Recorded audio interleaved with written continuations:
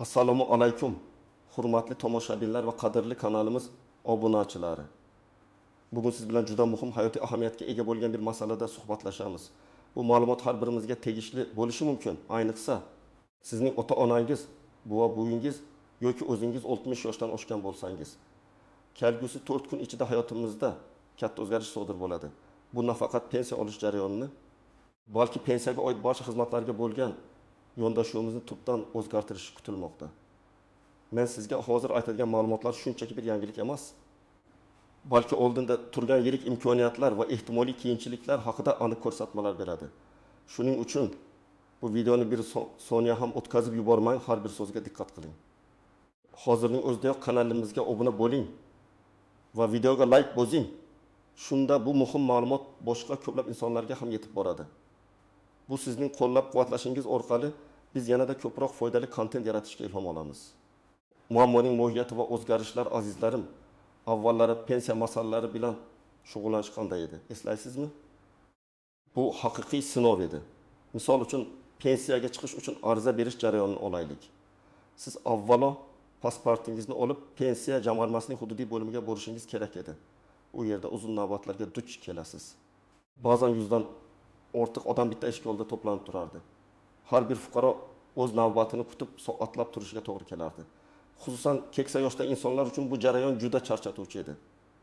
Oyog'ida turish, havo almashmaydigan xonada uzoq kutish sog'lig'iga salbiy ta'sir ko'rsatishi mumkin edi. Pensiya turini o'zgartirish, misol uchun nogironlik pensiyasidan yoshga doir pensiyaga o'tish yoki aksincha, yoki boquvchini yo'qotganlik pensiyasini rasmiylashtirish ham xuddi shunday murakkabliklar bilan bog'liq edi. Har bir qog'oz, har bir hujjat qoidalar bo'yicha to'ldirilishi shart bo'lgan. Har bir blanka juda katta e'tibor va vaqt talab qilardi.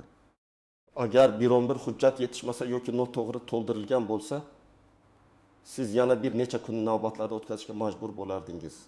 Hujjatlarning yo'qolishi, ma'lumotlarning aniq emasligi sababli yuzaga keladigan tushunmovchiliklar esa bu jarayonni yanada cho'zib yuborardi.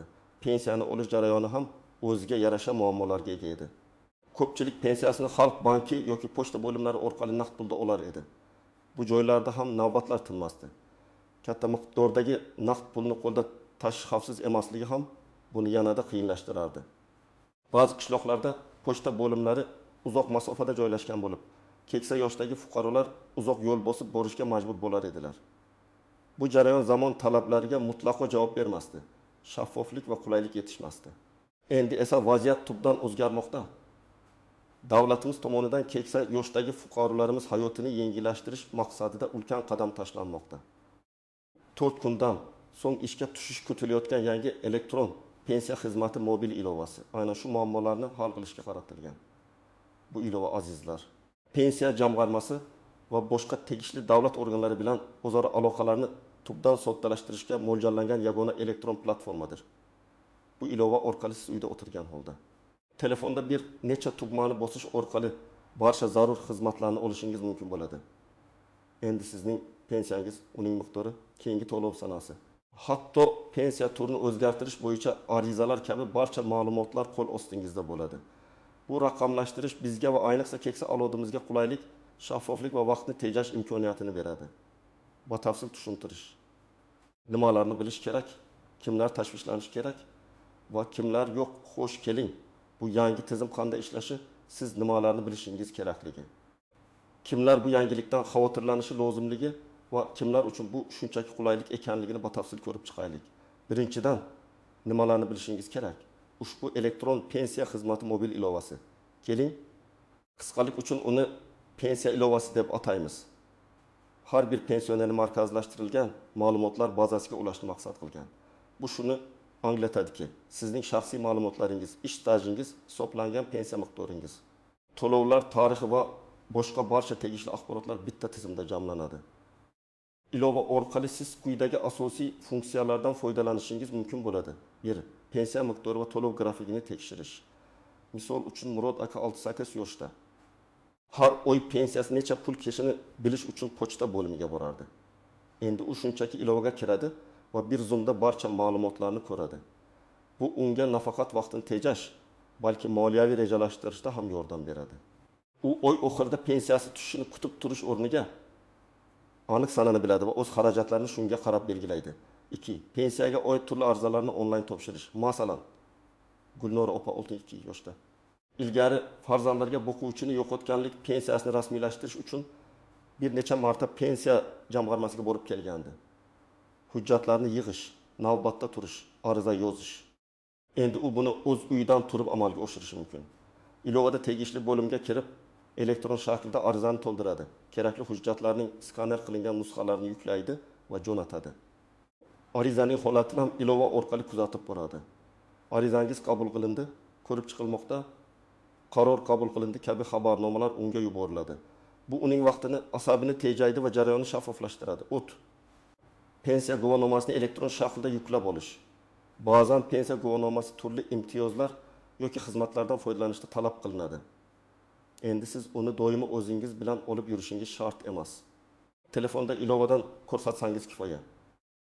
Bu yo'qolish xavfini kamaytiradi va qulaylik yaratadi. 4. Pensiya maslahatchilari bilan onlayn muloqot. Agar sizda biron bir savol tug'ilsa, uzoq yo'l bosib pensiya jamg'armasiga borishingiz shart emas. Ilova orqali chat orqali maslahatchi bilan bog'lanishingiz yoki video qo'ng'iroq qilishingiz mumkin. Bu ayniqsa qishloq joylarda yashovchi, shaharga qatnashga qiynaladigan fuqarolarimiz uchun ayni muddao. Ikkinchidan, kimlar tashvishlanishi kerak? Bu yangilik shubhasiz katta qulayliklar yaratadi. Lekin ba'zi fuqarolarimiz uchun dastlabki bosqichda qiyinchiliklar tug'dirishi mumkin. Xavotirlanish kerak bo'lgan guruhlarga quyidagilar kiradi. 1. Smartfon va internetdan foydalanishda tajribasi bo'lmagan keksa yoshli insonlar. Misol uchun, Qoraqalpog'istonning olis ovullardan birida yashovchi Otabek buva 75 yoshda umrida smartfonni deyarli ushlab ko'rmagan. Uning telefonida faqat qo'ng'iroq qilish va SMS yuborish funksiyalari mavjud. Internetga ulanish, ilova yuklash, ro'yxatdan o'tish kabi jarayonlar uning uchun mutlaqo begona. U bu ilovandan qanday foydalanishni bilmaydi va bu unga yangi muammo bo'lib ko'rinishi mumkin. Uning asosiy tashvishi pensiyasi tushmay qolishi yoki biror hujjatni o'z vaqtida topshira olmasligi. Agar uning yo'lida yordam bera oladigan yoshlar bo'lmasa, uning vaziyati ancha qiyinlashadi. 2. Pasport yoki boshqa shaxsni tasdiqlovchi hujjatlari muddati o'tgan yoki yo'qolgan shaxslar. Ilovada ro'yxatdan o'tish uchun shaxsni tasdiqlovchi hujjatlar, xususan ID karta ma'lumotlari juda muhim. Agar sizning pasportingiz eskigan yoki muddati o'tgan bo'lsa, uni tezda almashtirishingiz kerak. Misol uchun, Toshkentlik Dilbar opa 6 yoshda pasportining muddati 2 yil oldin o'tganiga e'tibor bermay yurgan edi. Endi ilovaga kirish uchun u yangi ID karta olishga majbur. Bu jarayon esa biroz vaqtni talab qiladi va ilova ishga tushishi bilan birga u uchun bu qo'shimcha tashvish bo'ladi. Bank kartasi yoki elektron imzo bilan ishlash tajribasi yo'q fuqarolar. Ko'plab xizmatlar, xususan pensiyani bank kartasiga o'tkazish, elektron imzodan foydalanishni talab qilishi mumkin. Agar sizda bank kartasi bo'lmasa yoki e-imzoning qanday ishlashini bilmasangiz, bu ham dastlabki bosqichda qiyinchilik tug'diradi. Misol uchun, Qosim aka 63 yoshda pensiyasini doimo pochta orqali naqd pulda olgan. Bank kartasi yo'q. Endi u bankka borib karta ochtirishga va uni ilovaga bog'lashga majbur bo'ladi. E-imzo esa alohida xizmat. Uni olish uchun ham tegishli markazlarga murojaat qilish kerak bo'ladi. 4. Chet elda yashayotgan yoki O'zbekiston fuqarosi bo'lib, chet el pensiyasini olayotgan shaxslar. Ularning ishi biroz murakkabroq bo'lishi mumkin, chunki xalqaro kelishuvlar va hujjatlar talab etiladi. Ba'zi funksiyalar ular uchun cheklangan bo'lishi ehtimoli bor. 3-dan, kimlar tashlanishi shart emas. Aksincha, ba'zi fuqarolarimiz uchun bu yangilik faqatgina qulaylik va samaradorlikni oshiradi. Bularga quyidagilar kiradi. 1. Smartfon va internetdan faol foydalanuvchi keksa yoshdagi insonlar. Bugungi kunda ko'plab keksa avlod vakillari Telegram, WhatsApp, YouTube kabi ilovalardan foydalanishadi. Onlayn to'lovlarni amalga oshirishadi. Masalan, Oysha opa 65 yoshda nabirasi yordamida Telegramda guruhlarga a'zo bo'lgan, onlayn xabarlashishni, hatto video qo'ng'iroqlarni ham biladi. U uchun yangi pensiya ilovasini o'rganish. Ro'yxatdan o'tish va undan foydalanish katta muammo tug'dirmaydi. Aksincha, u buni intizorlik bilan kutmoqda. Chunki bu uning uchun navbatlarda sarflanadigan vaqtni tejaydi va pensiya ma'lumotlariga tezkor kirish imkonini beradi. 2. Oilasida yosh, texnologiyadan xabardor a'zolari bo'lgan insonlar. farzandlari, nabiralari yordamida har qanday texnologik yangilikka tez moslasha oladiganlar ham xotirjam bo'lishlari mumkin. Misol uchun, Dilorom xola 7 yoshda, o'zi internetdan unchalik tushunmasa ham, uning nabirasi Jamshid har doim yordamga tayyor. Jamshid buyisi uchun ilovani yuklab beradi, ro'yxatdan o'tkazadi, qanday foydalanishni tushuntiradi. Dilorom xola uchun bu ilova shunchaki qo'shimcha bir qulaylik bo'ladi. Avvalroq My.Toggub.uz portali orqali davlat xizmatlaridan foydalangan fuqarolar. Agar siz allaqachon elektron hukumat portalidan ro'yxatdan o'tgan bo'lsangiz va u orqali turli davlat xizmatlaridan foydalanayotgan bo'lsangiz, demak sizda elektron imzo va internetdan foydalanish ko'nikmalari bor. Bu sizga pensiya ilovasini o'zlashtirishda katta yordam beradi, chunki tizimlar o'xshash prinsipi asosida ishlaydi. Xulosa qilib aytganda, bu yangi ilova ko'plab imkoniyatlar ochadi, lekin undan foydalanish uchun ma'lum bir tayyorgarlik va ko'nikmalar talab etiladi. Agar siz o'zingizni xavotirlanish kerak bo'lgan guruh kiritgan bo'lsangiz, bu siz uchun imkoniyat. Chunki oldindan ogohlantirilgan, qurollangan demakdir. Keyingi bo'limlarda nimalar qilishingiz kerakligini aytib o'taman. Istisnolar, tuzoqlar va noaniq nuanslar har qanday yangi tizimda bo'lgani kabi. Pensiya ilovasida ham o'ziga xos istisnolar, ehtimoliy tuzoqlar va ba'zi noaniq nuanslar mavjud bo'lishi mumkin. Ularni bilish sizni ko'pgina muammolardan saqlab qoladi. Istisnolar. 1. Ba'zi turdagi pensiyalar uchun shaxsiy murojaat talab etilishi. Garchi ilova ko'plab xizmatlarni raqamlashtirsa-da, ba'zi murakkab pensiya turlari yoki vaziyatlar yuzasidan, masalan, xalqaro pensiya kelishuvlari bo'yicha tibbiy ko'rik talab qilinadigan nogironlik pensiyasini birinchi marta rasmiylashtirishda yoki sud qarori bilan tayinlangan pensiya masalalarida sizdan baribir pensiya jamg'armasiga shaxsan tashrif buyurish talab qilinishi mumkin. Bu holatlarda ma'lum bir hujjatlar asli tekshirilishi yoki qo'shimcha shaxsan ma'lumotlar so'ralishi mumkin. Misol uchun, Bahrom aka 7000 yoshda uzoq yillar Rossiyada ishlagan va u yerdagi staji uchun ham pensiya olishga da'vo qilmoqda. Bunday holatda xalqaro shartnomalar bo'yicha ma'lumotlarni tekshirish uchun uning shaxsan murojaati talab qilinishi mumkin. 2. Oliy sudlar uchun mobil xizmatlar. Internet tarmog'i yetarli darajada rivojlanmagan. Aholisi uzoq joylashgan qishloq va ovullarda yashovchi, keksa yoshdagi fuqarolar uchun alohida mobil xizmat guruhlari tashkil etilishi mumkin. Bu guruhlar maxsus jihozlangan avtomobillarda joylarga borib, fuqarolarga ilovani o'rnatish, ro'yxatdan o'tish va undan foydalanishda amaliy yordam berish kutilmoqda. Agar siz shunday hududda yashasangiz, bu mobil guruhlarning kelishini kutishingiz yoki mahalla idorasiga murojaat qilishingiz kerak bo'ladi. Tuzoqlar 1. Firibgarlar va soxta ilovalar. Bu eng katta xavflardan biridir. Yangi ilova ishga tushishi bilan birga firibgarlar ham harakatga tushishi mumkin. Ular rasmiy ilovaning qalbaki versiyalarini yaratib, sizning shaxsiy ma'lumotlaringizni, bank karta raqamlaringizni o'g'irlashga urinishi mumkin.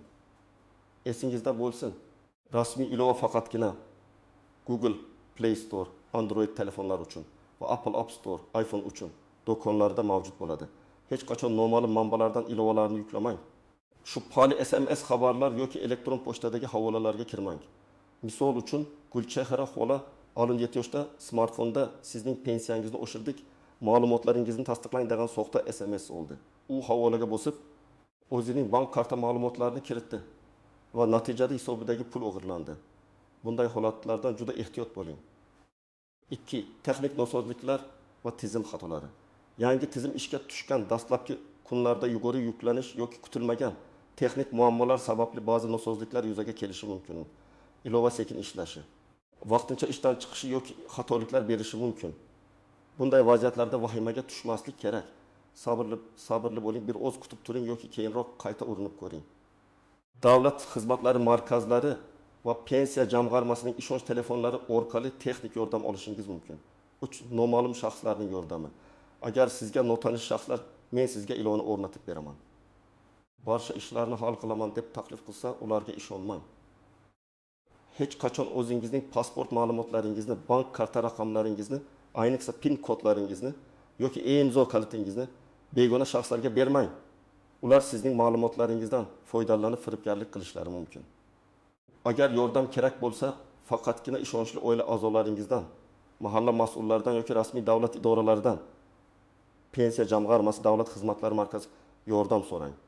Noaniq nuanslar Bir, ma'lumotlar maxfiyligi.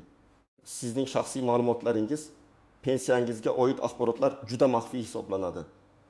Ilova bu ma'lumotlarni qanday himoya qilishi va ularni uchinchi shaxslarga sizning roziligingizsiz bermasligi kafolatlanganligini tekshirish muhim. Odatda bunday davlat ilovalari yuqori darajadagi himoya standartlariga ega bo'ladi, lekin baribir hushyor bo'lish lozim. Ikki, bank hisoblarini bog'lash. Pensiyani bevosita ilova orqali bank kartangizga o'tkazish imkoniyati katta qulaylik. Ammo bu jarayonni amalga oshirishda juda ehtiyot bo'lish kerak. Qaysi bank kartasini bog'lash, karta raqami va amal qilish muddatini to'g'ri kiritish. Bankning mobil ilovasi bilan bog'liqligi kabi jihatlarga e'tibor berish lozim. Agar noto'g'ri karta ma'lumotlari kiritilsa, pensiyangiz noto'g'ri hisobga tushib qolishi mumkin. Uni qaytarish esa ancha murakkab jarayon bo'ladi. 3. Elektron imzo, e-imzo talabi. Ba'zi arizalarni tasdiqlash uchun elektron imzo talab qilinishi mumkin. Agar sizda e-imzo bo'lmasa, uni rasmiylashtirishingiz kerak bo'ladi. E-imzo markazlariga murojaat qilib, uni olishingiz mumkin. Bu bir martalik harakat, lekin juda muhim.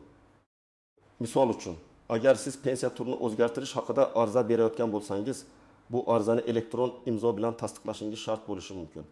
E-imzoning o'zi shaxsiy kalit hisoblanadi, uni hech kimga bermaslik kerak. 4. Yordamchi funksiyalar va oila a'zolarining kirishi. Ilovada keksa yoshdagi insonlarga yordam berish uchun maxsus funksiyalar bo'lishi mumkin. Misol uchun, pensiya egasining ruxsati bilan uning farzandi yoki nabirasi ilovaga kirib, pensiya holatini kuzatishi, kerakli ma'lumotlarni olishi yoki ba'zi arizalarni to'ldirishda yordam berishi mumkin. Ammo bunday funksiyalar qanday ishlaydi? Ularning cheklovlari nimalardan iborat ekanligini yaxshilab o'rganish lozim. Aks holda keraksiz tushunmovchiliklar yoki suiiste'molliklar yuzaga kelishi mumkin. 5. Ilovaning tili. Ilova o'zbek va rus tillarida ishga tushishi kutilmoqda. Ammo ba'zi keksa fuqarolarimiz uchun, masalan, qoraqalpoq tilida so'zlashuvchilar uchun til bariyeri yuzaga kelishi mumkin. Agar ilovaning interfeysi sizga tushunarsiz bo'lsa, yordam so'rashdan tortinmang.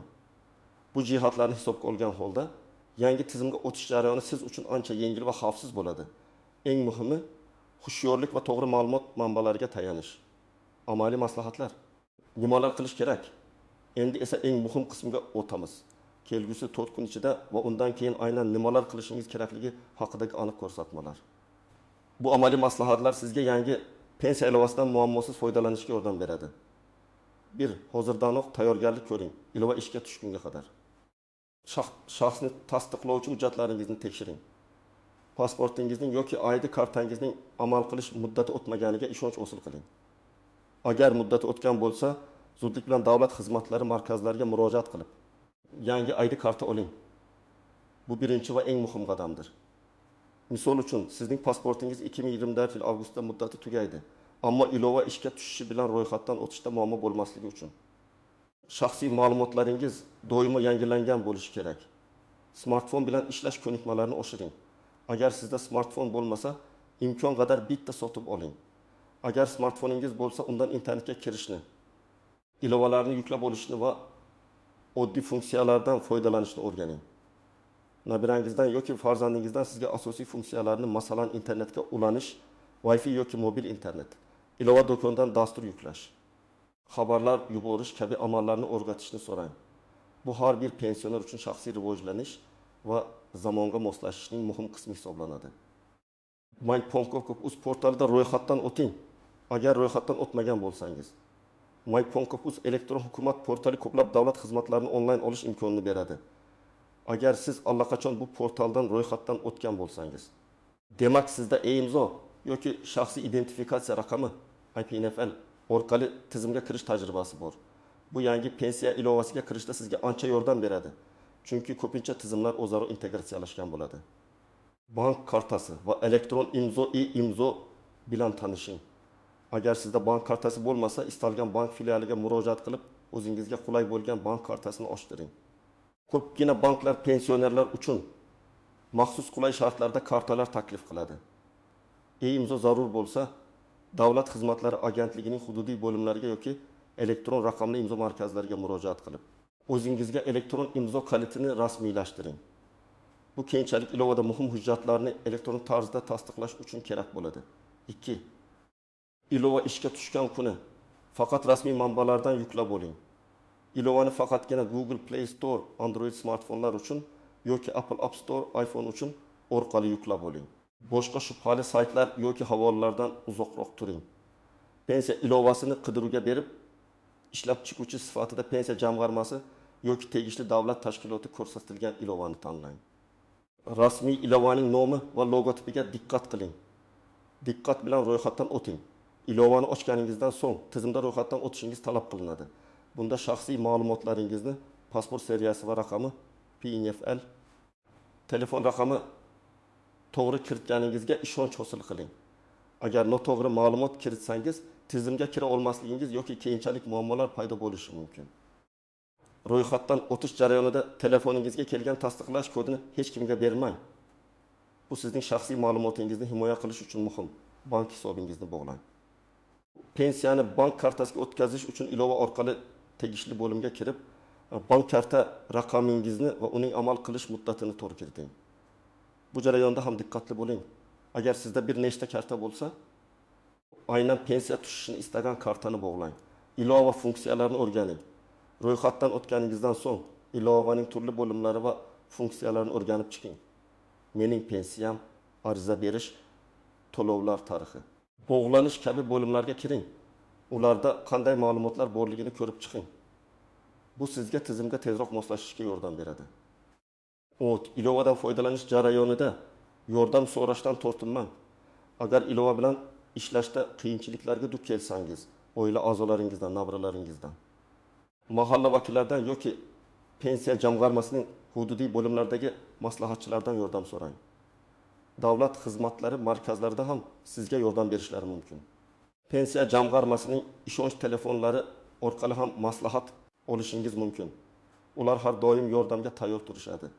Parolingizni va shaxsiy ma'lumotlaringizni sir saqlang. Ilovaga kirish parolingizni, PNFL raqamingizni, bank karta PIN kodlaringizni hech kimga aytmang va yozib qoldirmang. Bu sizning moliyaviy xavfsizligingiz uchun juda muhim. Agar sizga kimdir telefon qilib, o'zini pensiya jamg'armasi xodimi deb tanishtirib, shu ma'lumotlarni so'rasa aslo bermang. Bu firibgarlik bo'lishi mumkin. Davlat idoralari telefon orqali sizdan bunday maxfiy ma'lumotlarni so'ramaydi. Doimiy ravishda ma'lumotlarni tekshirib turing. Har oyda bir marta ilovaga kirib, pensiya miqdorini, to'lovlar tarixini tekshirib turing. Agar biron bir g'ayrioddiy holatni sezsangiz, masalan, pensiya tushmagan bo'lsa yoki miqdori o'zgargan bo'lsa, zudlik bilan pensiya jamg'armasiga murojaat qiling. Yangiliklar va ogohlantirishlarni kuzatib boring. Ilovada yangiliklar bo'limi bo'lishi mumkin. Pensiya qonunchiligidagi o'zgarishlar, qo'shimcha imtiyozlar yoki boshqa muhim ma'lumotlar aynan shu yerda e'lon qilinishi mumkin. Shuningdek, bizning kanalimizda ham doimiy ravishda shu kabi muhim yangiliklarni yoritib boramiz. Bu amaliy qadamlar sizga yangi tizimga osonlik bilan moslashishga va undan maksimal darajada foydalanishga yordam beradi. Unutmang, texnologiya bizning hayotimizni yengillashtirish uchun yaratilgan, uni o'rganishdan qo'rqmang. Xulosa va yakuniy chaqiriq aziz do'stlar, bugungi suhbatimiz juda muhim bir masalaga bag'ishlandi. Kelgusi 4 kun ichida ishga tushadigan yangi elektron pensiya xizmati mobil ilovasi pensiya olish va unga oid xizmatlardan foydalanish jarayonini tubdan o'zgartiradi. Bu keksa yoshdagi fuqarolarimiz uchun katta qulayliklar yaratadi. Ularning vaqtini, asabini tejaydi va davlat xizmatlariga bo'lgan ishonchni oshiradi. Biz bu ilovaning afzalliklari kimlar uchun qulaylik, kimlar uchun dastlabki bosqichda qiyinchilik tug'dirishi mumkinligi, shuningdek, ehtimoliy tuzoqlar va muhim nuanslar haqida batafsil gaplashdik. Eng muhimi, tayyorgarlik ko'rish. Pasportlaringizni tekshiring. Smartfondan foydalanishni o'rganing. Kerak bo'lsa bank kartasi va e-imzo oling. Faqatgina rasmiy manbalardan ilovani yuklang va shaxsiy ma'lumotlaringizni begona shaxslarga bermang. Agar yordam kerak bo'lsa, ishonchli insonlardan yoki rasmiy davlat idoralaridan murojaat qiling. Umid qilamanki, bugungi ma'lumotlar siz uchun foydali bo'ldi. Siz bu yangilik haqida nima deb o'ylaysiz? Bu ilova hayotingizni qanchalik o'zgartirishiga ishonasiz? Fikrlaringizni izohlarda yozib qoldiring. Sizning har bir fikringiz biz uchun muhim. Videoga like bosishni unutmang va albatta kanalimizga obuna bo'ling.